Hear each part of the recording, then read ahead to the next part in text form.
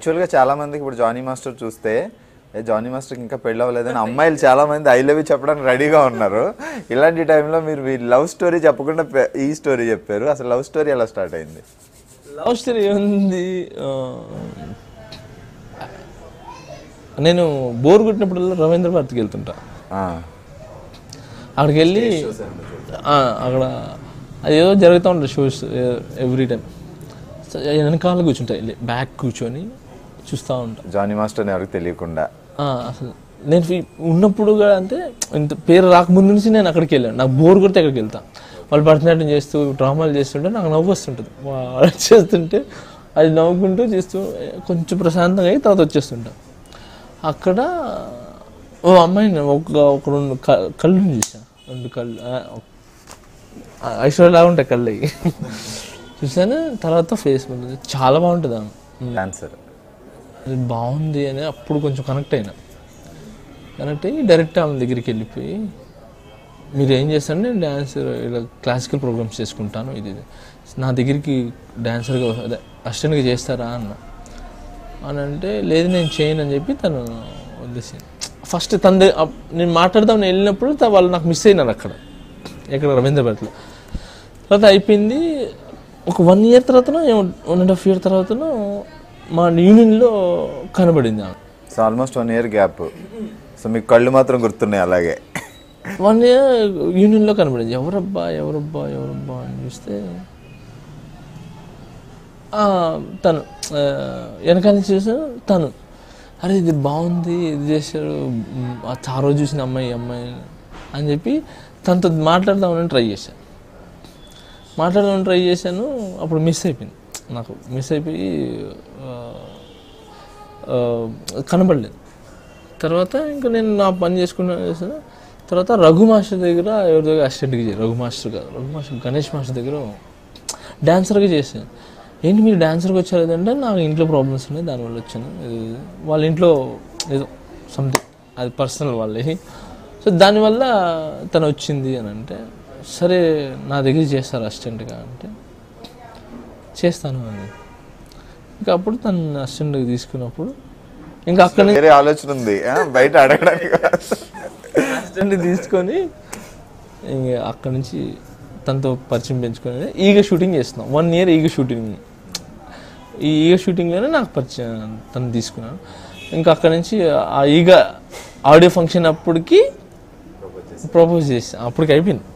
Proposing అయిపోయి audio function అప్పటికి పీక్లో ఉన్నా. అంటే ఇంకా మేము ఇద్దరం డిసైడ్ అయిపోయినాం ఏంటంటే, నాకు ఎంబీబీఎస్ ఎవరైనా డాక్టర్ అయితే బాగా ఇష్టం.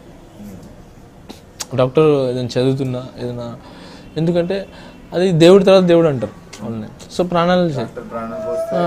దేవుడు ప్రాణం పోస్తే డాక్టర్ నిలిపేవాడు. అందుకని నేను తను ఒక పని చేయనన్నా, నేను ఎలా సంపాదిస్తాను నేను చేస్తాను కదా, నువ్వు ఎంబీబీఎస్ చదువు, తను బాగా చదువు, నేను ఎలా డైరెక్టర్గా చేస్తున్నాను కదా, నేను డైరెక్టర్ అయినప్పటికీ నువ్వు ఎంబీబీఎస్ నీది పూర్తి అయిపోతుంది 5 years, ఈ 5 years తర్వాత మనం పెళ్లి చేసుకుందాం అని చెప్పి నేను డిసైడ్ అయిపోయినా. కానీ వాళ్ళ ఇంట్లో మా మ్యాటర్ తెలిసిపోయి, నేను ముస్లిం తన హిందూ కదా, సో ఒప్పుకోలేదు వాళ్ళ ఇంట్లో. దానివల్ల తను ఆ అమ్మాయిని వేరే పెళ్లి చేయబోతుంటే తను నాకు ఫోన్ చేసి ఇలా వేరే పెళ్లి చేస్తున్నారు ఏం చేయమంటావు అంటే, నీ ఇష్టం అంటే కట్ చేసా. ఇక్కడ అమీర్పేట్ బిగ్ బజార్ దగ్గర బ్లూ డ్రెస్ వేసుకొని నడిచి వచ్చేస్తా ఉంది.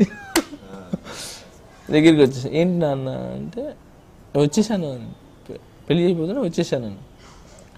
సరే ఓకే ఏం చేద్దాం అంటే, నేను వచ్చేసాను నీ ఇష్టం.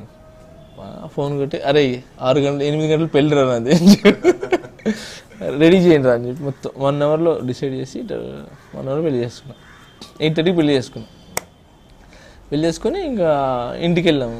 గెట్అవుట్ అన్నారు. మా ఇంటికి వెళ్ళాం. ఇంట్లో కూడా గెట్అవుట్ అన్నారు. ఇంకా అక్కడి నుంచి వేరే దగ్గరికి వెళ్ళిపోయి ఇంకా అయింది. చిన్నప్పటి నుంచి నాకు కొన్ని కోరికలు ఉన్నాయి, నేను అవి తీర్చుకోవాలి అని 5 star హోటల్ బుక్ చేయండి అని చెప్పారు. సో ఏదో దాంట్లో బుక్ చేశారు, హోటల్ దస్పలా. అక్కడికి వెళ్ళి అక్కడ మా ఫస్ట్ నైట్ మేము ఒకరికొకరు అర్థం చేసుకొని అక్కడ నుంచి మళ్ళీ వెళ్ళిపోతున్న టైంలో మళ్ళీ మా ఇంట్లో వాళ్ళు పిలిచారు, మళ్ళీ వెళ్ళాము. అక్కడ నుంచి ఇంకా కంటిన్యూ చేసుకుంటూ వచ్చి మా నాన్నగారు తర్వాత చనిపోయినారు. తర్వాత నాన్న చనిపోయిన తర్వాత మా అమ్మగారు మా అన్న వాళ్ళ దగ్గరికి అక్కడికి తిరుగుతుంటే వెళ్ళిపోతుంది. ఇప్పుడు మేము కలిసి ఉంటున్నాం అంతే. మీ పేరెంట్స్ సైడ్ ఓకే, ఇప్పుడు అమ్మాయి వాళ్ళ పేరెంట్స్ కూడా వాళ్ళు కూడా ఓకే, అందరూ కలిసే ఉంటాం, బాగానే ఉంటాం, నో ప్రాబ్లం అంతే. బాబు ఒక బాబేనా? బాబు ఆడికి నా సిరాజ్ అని పెట్టే పేరు, ఎందుకంటే మా ఫ్రెండ్ నేను సూపర్ హ్యాట్స్ ఆఫ్ మాట్లాడుకున్నాం, అందుకే ఆడి పేరు సిరాజ్, షేక్ సిరాజ్ అని. మర్చిపోయి మీ దగ్గరే ఉన్నాడు మీ ఫ్రెండ్ ఇప్పుడు అంతే. దాంతోనే నేను ఇప్పుడు ఆడుకుంటా. వాడిని చూస్తే చాలా బాగుంటుంది, నేను మీకు చూపిస్తాను, వీడియోస్ చూపిస్తాను. యాక్చువల్లీ వాడిని దాపెట్టాను నేను, ఎవరు చూపించకూడదని దాపెట్టా, కొంచెం పెద్ద అయిన తర్వాత చూపిద్దామని. బాగుంటాడు, మా అందరికంటే అందగాడు.